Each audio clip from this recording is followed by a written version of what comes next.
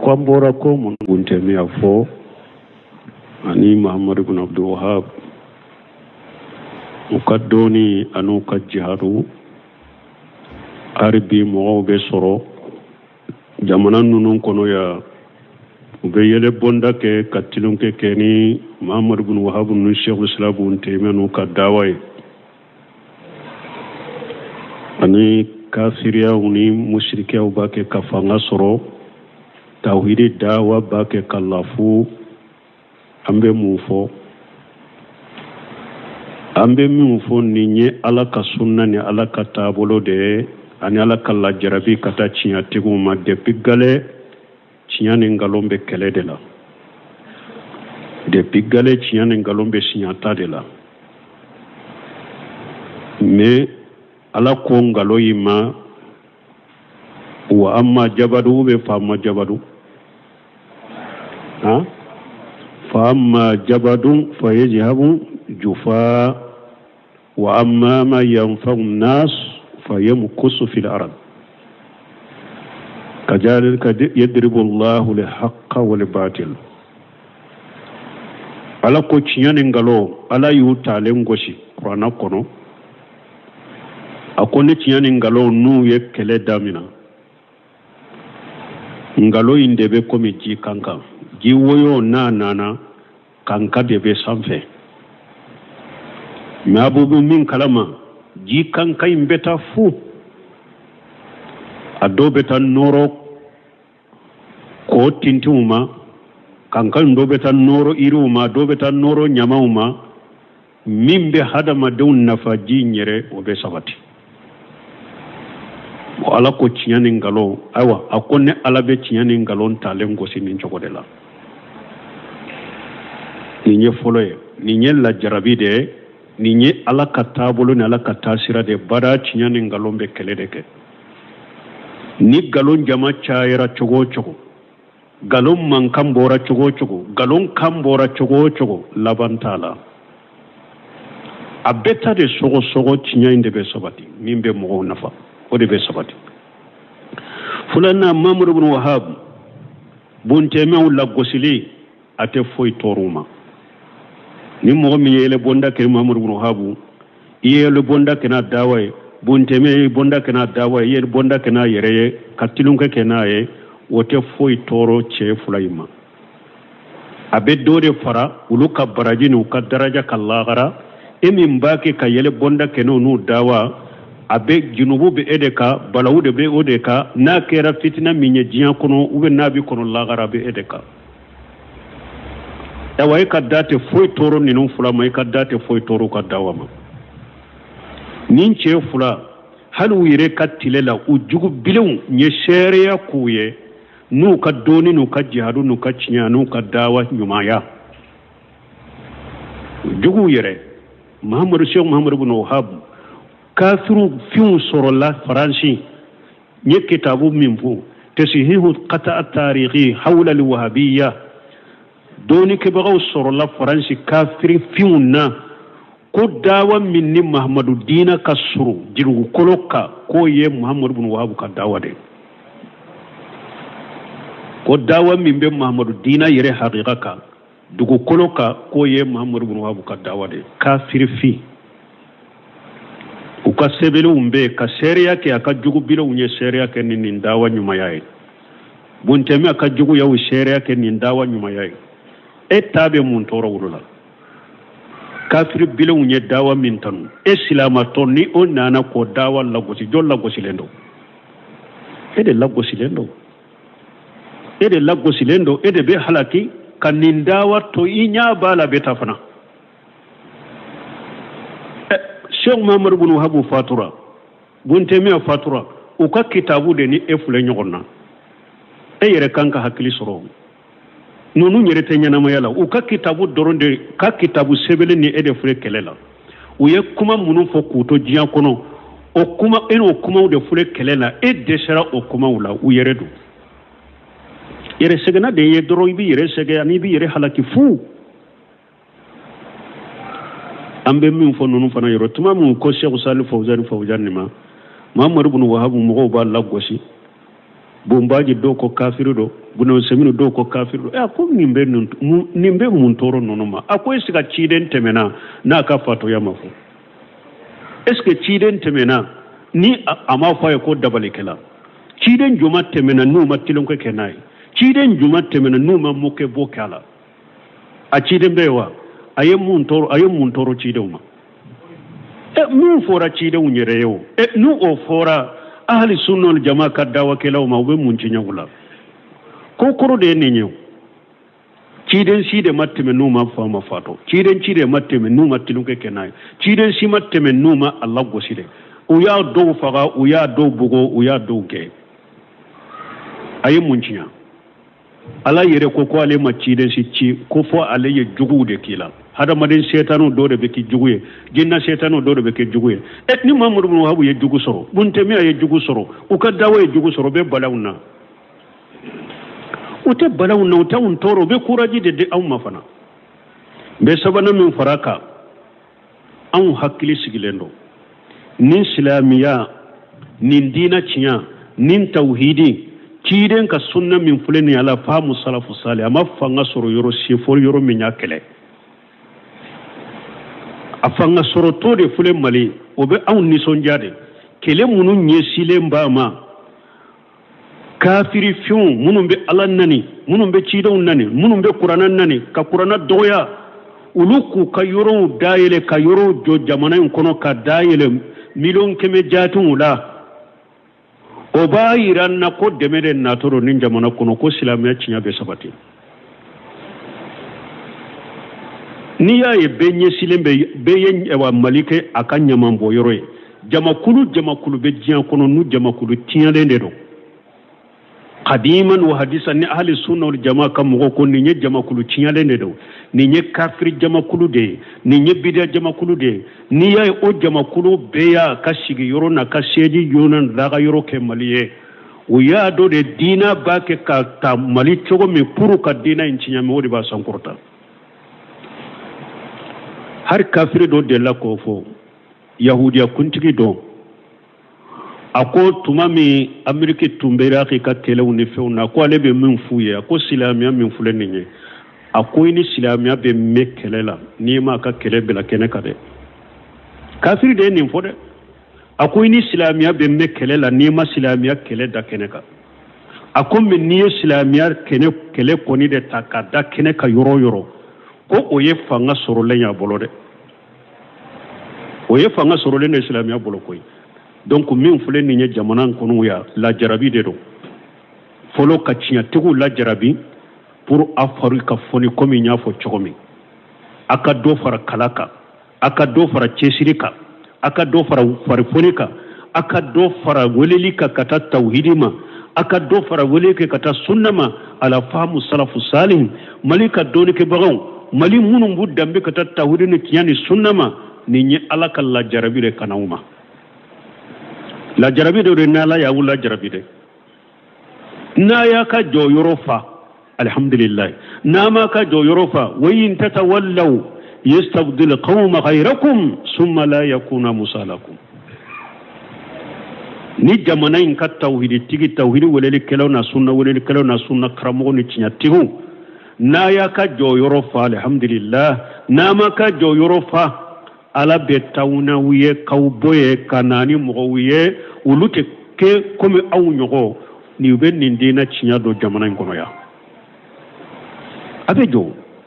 donc nin ko wiye la jarabi de ka cinya tugu la jarabi cinya ni ngalon de be kele la wakati be ni nya cinya tugu la jarabi de pour ka courage de aw fanama ka dusu do kono aka kalanke kosobe aka cesiri aka do fara dawaka aka wuli ke kata tawhidima aka wuli ke kata sunnama aka ka qur'ana kala ka nyedo aka ka hadisa kala ka nyedo ayimmati ahli sunna aka sunna karamo munun temena aku ka kitabu kala ku nyedo pour cinyali kala munun ba fe kumbo pour aku kumbe ore yel la jarabi fule kata awma kele afulana silamiya cinya kelela yoro kabila kene ka bede ka farida pour anka nincien kumbe anka dugade ode bale mene yuriduna liyatfi'u nurallahi bi afwahihim wallahu mutimmu nurihi walau kariha al-kafirun ubafe ka alaka noro fa nu dawiye ala fana bannen do fo ka nuru dafare ka timmede hari no mandi kafiriye aya wurela hari no mandi mushrike innal ladhina kafaru yunfiquna amwalahum liyasuddu an sabilillahi fasayunfiqunaha thumma takunu alaihim hasaratun thumma yughlabun alakum mu'minun kafiriyara ubu kan nafulu finance ko kan nafulu nafaqati puru kas mugo sagi kabo ala kasirama ala ko ubu kan nafulu nafaqati de me ubena perdia bela summa yughlabun ko fe tinya bena sewma million keme ka euro jo million keme la wote o ka euro jo milliari tawhidi te boddu ko loka fokata du ko lo milake ube nafulu nafaqati ube perda bela tinya be se bemaya ni ala sonna ni ala ka jenye al haqqu yula ay hal haqqu yula wala ya'lu alayhi al islam yula wala ya'lu alayhi nimbenana tinya de beta fen sanfe fenteta tinya sanfe silamiya de be dina be sanfe la soro dina te silamiya sanfe la soro bun qaymuko الحق يعلو ولا يولى عليه الإسلام يعلو ولا يولى عليه منقيم فنكو الحق منصورة وممتهن فلا تعجب هذه سنة الرحمن منقيم كن نونيا كنو كوتشنيا بدمده مكوالا بالا جربي ده كوتشنيا دملندو كم على بتشنيا لا جربي كو كنا كباكولا oye ala ka tasira de kinya demelendo ala ba la jarabi kana kaba kola oye ala ka tasira de al haqqu mansuratu wa mumtahinu fala ta'zab fa hadhihi sunnatu rahman donc on hakili sikilendo alhamdulillah doni fitini min bambulo ambanka qur'ana ayaw kalama ambaka ciden ka hadisa sahalun kalama ayimmatul da'wa ayimmatu ahli sunna ambu ka kuma kalama nin koyina nin dinaina nin tauhidina nin sunnaina a hakili sigilendo ambilla jarabi mante labila wa alaykum salam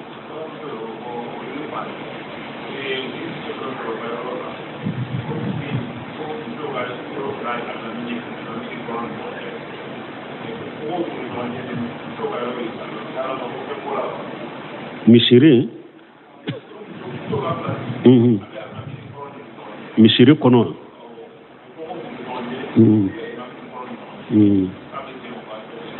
bo ko do ko uluka misiri dilala me muso ka joyoro ko o be almami nye me kogo abuni almami che kogo bunu misiri jamache o doni ke ba ko minye ka teme almami nye ka salli ate saha ka teme almami nye ka salli ni teme na almami nye ka salli ika salli te sa doni ke ba bolo Sheikhul Islam Ibn Taymiyyah o de be daruran na ti majmu fatawa kono akoni mi abe misiri minare misiri fara misiri kini kata dana joyorote misiri numa kata da joyorote misiri kofe kata da joyoro site ni e fana majjo ka salli ka farali mamika ite se ka jama salli kini misiri kini yan fas joyorote anuma yan fa joyorote akofe joyorote wa ko sisa darura nana mugo be se ka ta safa ke almami nye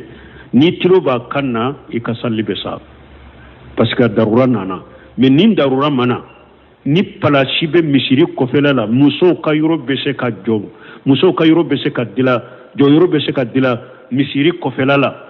ube misiri kinyan fa muso ka yoro be se ka dila a ube misiri nyumana fa ewa muso ka yoro be se ka dila ka sura almami nye felate sallite muso ba sallim min kalmami nyate sa asahalente min la yasuru misimindo akini fa yoro shide te ko muso be joy anuma yan fa yoro shide te ku be joy akofela fo kata da yoro shide te ko muso be joy wala ni muso minnu nana ye darura de y'a to u sallira o yɔrɔ la u ka salli bɛ saha mais ni darura tɛ salli tɛ saha alimami ɲɛ alimami ɲɛfɛla tɛ mɔgɔ jɔyɔrɔ ye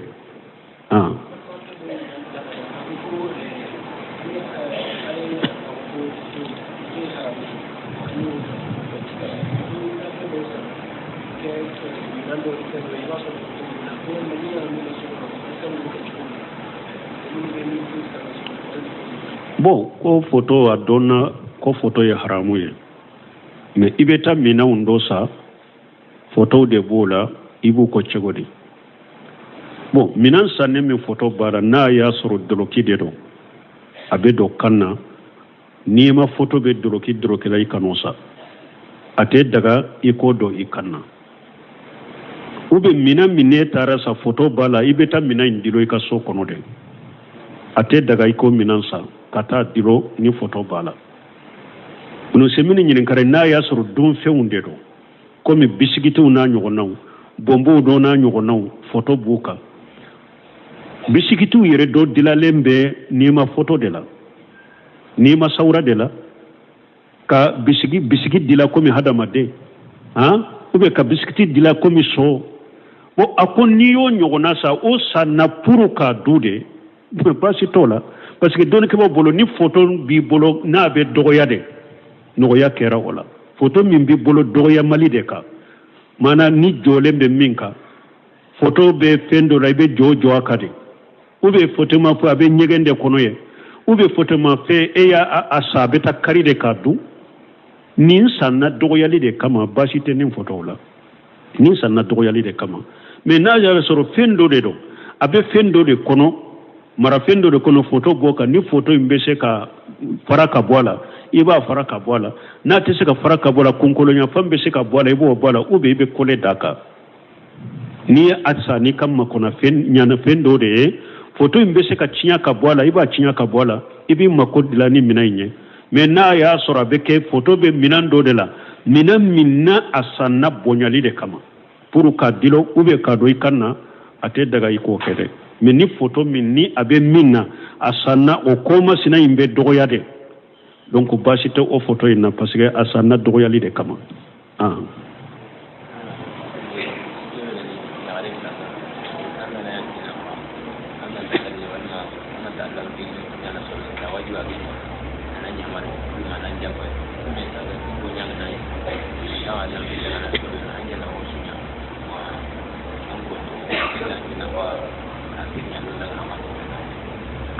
bon ko muso dɔ ye ɲininkali kɛ ko muso n'a y'a sɔrɔ e tɛ salli ko i cɛ y'a dagara k'i diyagoya i k'a kɛ mais ni e cɛ fana b'o o sugu la e bɛ mun kɛ an bɛ mun fɔ musow ye hali bi fo a ka sɔn a ka diinɛ in de ma a ka sɔn ala ka jɔnya in de ma fɔlɔ a ka sɔn ni kuranna ka sariya in de fɔlɔ a ka jɛni a ka hadisa ka sariyaw ye n b'o o kɔnɔnandiya kɛ musow ye ni ɲininkaliw la parce que ala de ko rijalu qawwamuna ala nisa'i a ma fɔ nisa'u qawwamat ala rijali ala de ye e ka mara bila cɛ kan a ka e mara a k'i diyagoya i ka ala ta kɛ wali rijali alayhinna darajan ala de ko cɛw daraja bɛ muso kan cɛ ka e mara cɛ ka e diyagoya ala dɔw ye sariya di cɛ ma mais ala ma sariya di e ma i k'i ka cɛ mara i ka diyagoya o dɔw i ka sɔn ma ni e ka cɛ kɛra ala sɔsɔla ye ou bien fasiya yera a bolo e ta ye mun ye ka kɔnɔnandiya k'a ye ka nasiha k'a ye ni majigi ye i ka marafɛn tɛ e b'a kɛ ale ka mara de la e ta ye mun ye kɔnɔnandiya k'i cɛ ye majigi kɔnɔna na adabu kɔnɔna na jogo ɲuman kɔnɔna na ani ka duwawu k'i cɛ ye i ka sujuduw kɔnɔ i ka salliw la i ka duwawu k'i cɛ ala b'a ɲɛ cogo min e ta ye nin de ka kɔnɔnandiya kɛ ka nasiya kɛ k'i yɛrɛ majiga ye k'i dusukun fɛrɛ a ye ka ɲumanyaw ta ka sɛgɛrɛ ka nɛgɛ kosɛbɛ ka ɲumanyaw k'a ye la ala a bɛ yɛlɛma cogo min ani ka duwawu caya ye e ta ye nin de ou bien i b'a ka mɔgɔ ɲuman minnu dɔn ou bien a ka bangebaga minnu a b'u ka kuma mɛn i ka dɔn olu la dibi la u ka nasiha k'a ye e ta ye ninnu de donc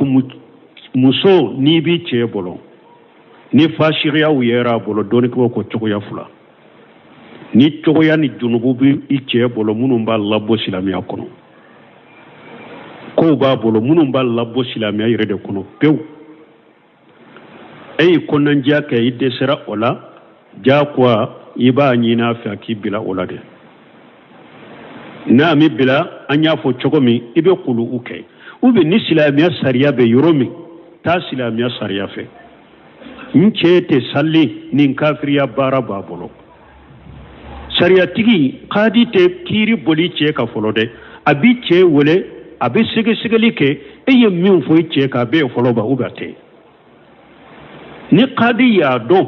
i ye kafiriya min fɔ i cɛ ka sabatilen bɛ ni kadi in bɛ se ka kafiriya in wele a b'a wele i bɛ to i cɛ bolo ni kadi y'a dɔn kafiriyaw tɛ se ka wele kadi b'i ka furu buruja o yɛrɛ ni kafiriya yɛrɛ cɛ bolo wajibi i b'a fara ɲɔgɔn ɲa i ma i ka bilali ɲini a yɛrɛ fɛ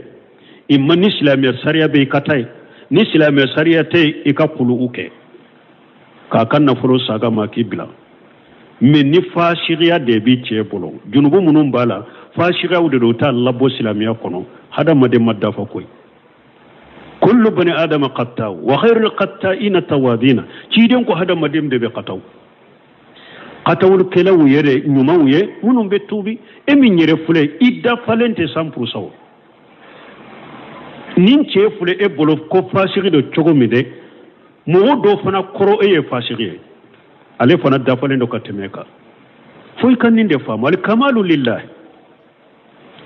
ala kelen pewu de dafara donc dɔnnibagaw ko ni fasiriyaw de yera i cɛ bolo minnu t'a labɔ silamɛya kɔnɔ jakoya tɛ ko i k'i ka furu sa ka bɔ o bolo i bɛ nasiha de k'a ye ka kɔnɔndiya k'a ye ka ala deli ala bɛ se k'i cɛ dila cogo min e ɲana cogo min ala deli ala k'ale fana ɲɛ i ka nasiha k'a ye ka kɔnɔndiya k'a ye n'a sansira ala ka fasamanta nana sansira yɛlɛma alhamdulillah n'a ma yɛlɛma e y'a dɔn a bɛ lahala min a bɛ fasika baara minnu na e tɛ se ka to a bolo a kanunen don i ka bɔ a bolo mais jakoya tɛ ni fasika de ni min t'a labɔ silamɛya kɔnɔ ni e dɛsɛra a la e y'a dɔn e tɛ se ka bɔ a bolo o yɛrɛ dɔnnikɛbaaw ko hali ni a kanunen don n'i ka bɔ a bolo k'o dɔ kɔlɔsi ye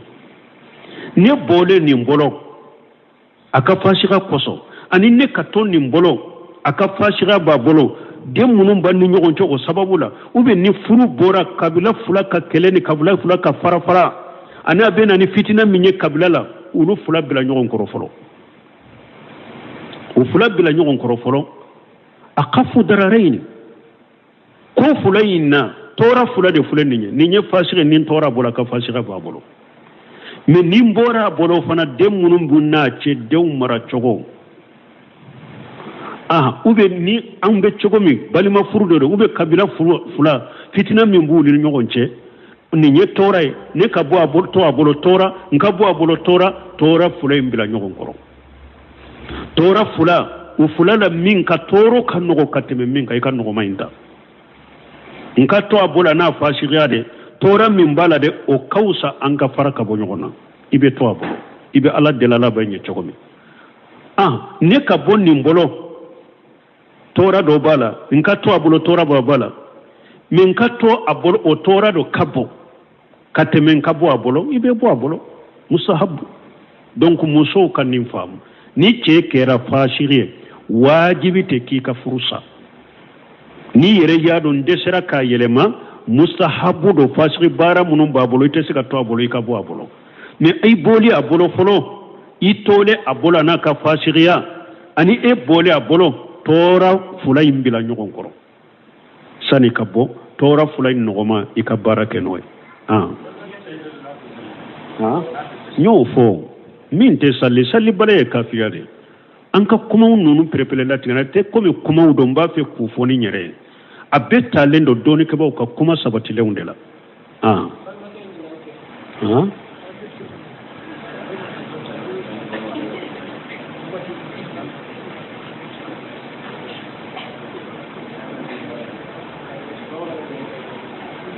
bon nunu na ɲɔgɔnnaw abu bila kɔfɛ ɲininkali wagati dɔ don inshallah olu bɛ duwawu ɲini de la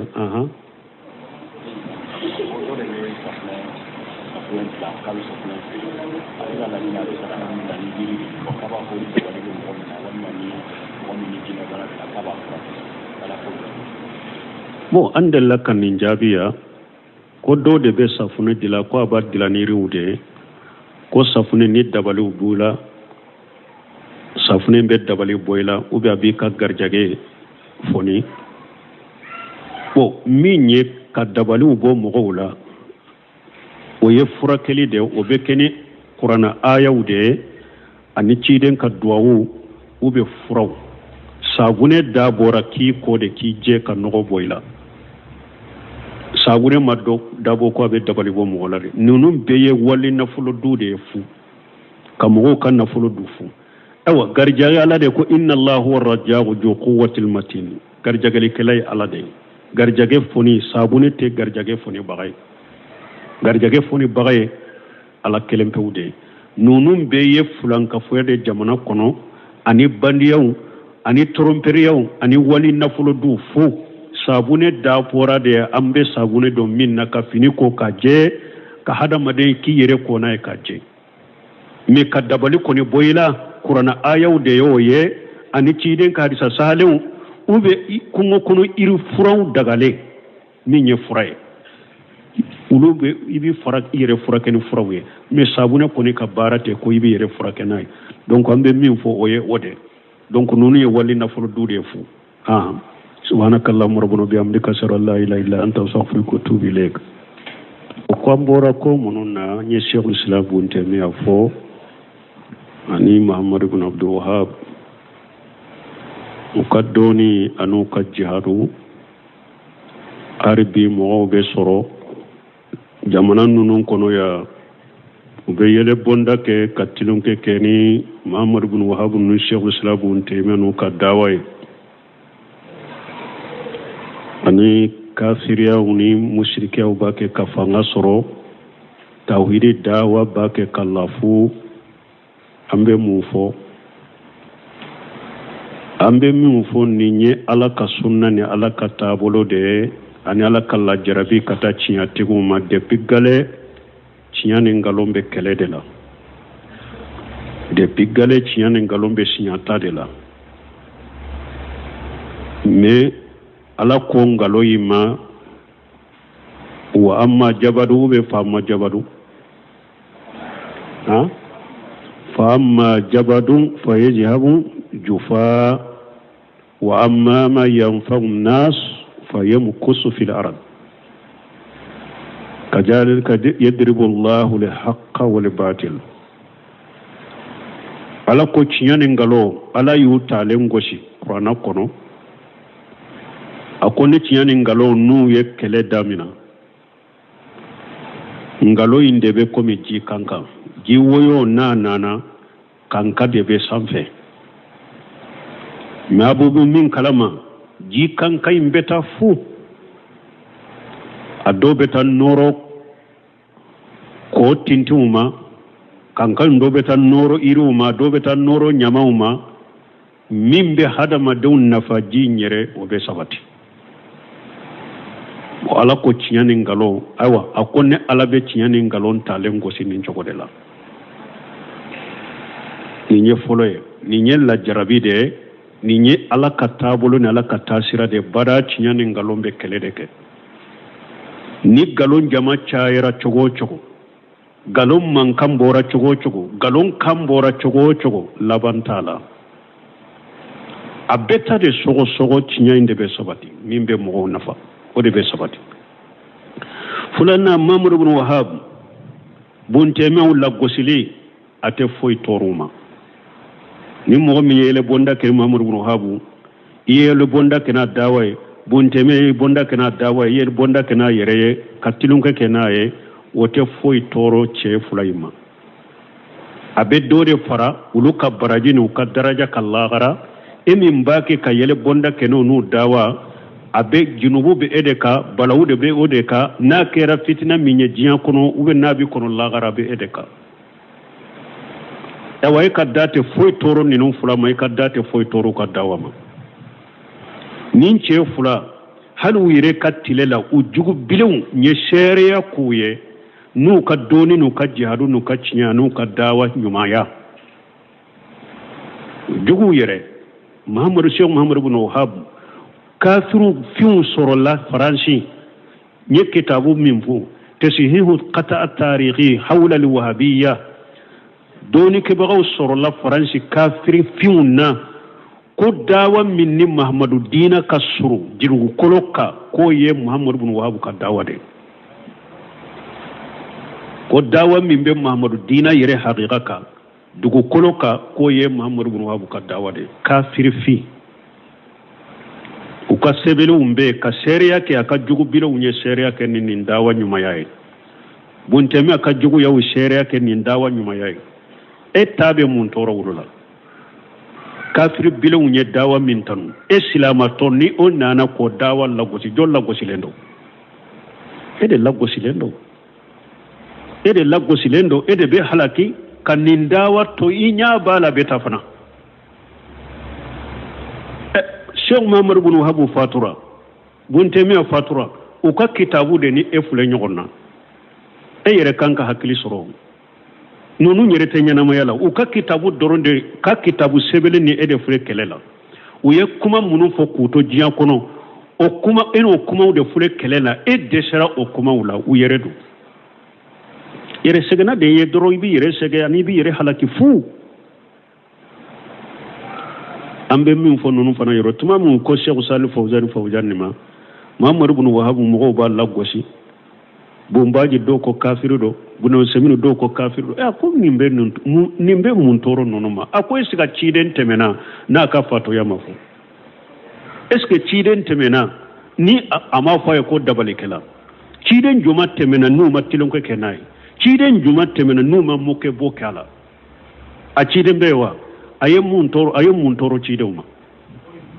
mun fora ciden nyere yo nu o fora ahli sunnah jamaa ka dawa kelaw ma be mun ci nyagula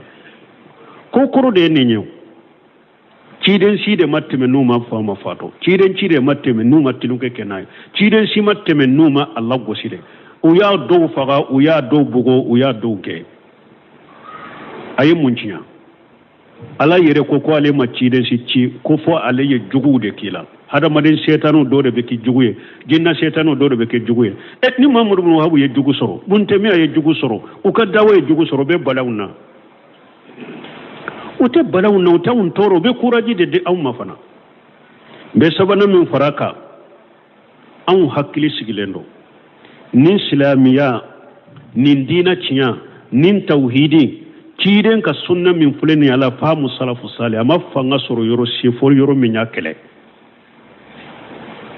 afanga soro to de fule mali obe aw nison jade kele munu nyesile mbama kafiri fiun munun be alan nani munun be ciidon nani munun be qur'anan nani ka qur'ana doya uluku ka yoro dayele ka yoro jo jamana kono ka dayele milon keme jatun ula o bayiran na ko demede na toro nin jamana kono ko silamiya cinya be sabati ni ya ye benye silembe beye wa malike akanya mambo yoroye jamakulu be jiyan kono nu jamakulu tiyande ndo qadiman wa hadisan ni ahli sunna wal jamaa kam ko ko ni jamakulu tiyande ndo ni kafir jamakulu de ni bidia jamakulu de ni ya o jamakulu beya kashigi yoro na kasheji yonan daga yoro ke maliye o ya do de dina ba ke ka ta mali chogo mi puru ka dina incinya mi wodi ba sankurta har kafiri do de la ko fo yahudiya kuntigi do ako tuma mi amerike tumbera ka kelew ne fewna ko ale be min fuye ako silamiya min fule ninye ako ni silamiya be mekelela ni ma ka kele bela kene kade kafiri de ni fode ako ni silamiya be mekelela ni ma silamiya kele da kene ka ako min ni silamiya kele koni de takada kene ka yoro ko oye fanga soro lenya bolode oye fanga soro lenya islamiya bolo koy donc min fule ni jamana kono ya la jarabi de do folo ka cinya tegu la jarabi pour afaru ka foni komi nya fo chogomi aka do fara kalaka aka do fara chesirika aka do fara farifonika aka do fara welelika kata tauhidima aka do fara weleke kata sunnama ala famu salafu salih malika doni ke bagon mali munum buddambe kata tauhidini kiyani sunnama ni nye alaka la jarabire kanauma la jarabide de na la ya wula jarabide na ya ka jo yorofa alhamdulillah na ma ka jo yorofa wayin tatawallaw yastabdil qawma ghayrakum thumma la yakuna musalakum ni jamana in ka tauhidi tigi tauhidi welele kelaw na sunna karamo ni tinya tihu na ya ka jo yorofa alhamdulillah na ma ka jo yorofa ala betawna wiye kawboye kanani mo wiye ulute ke comme aw nyogo ni ben ni dina tinya do jamana in kono ya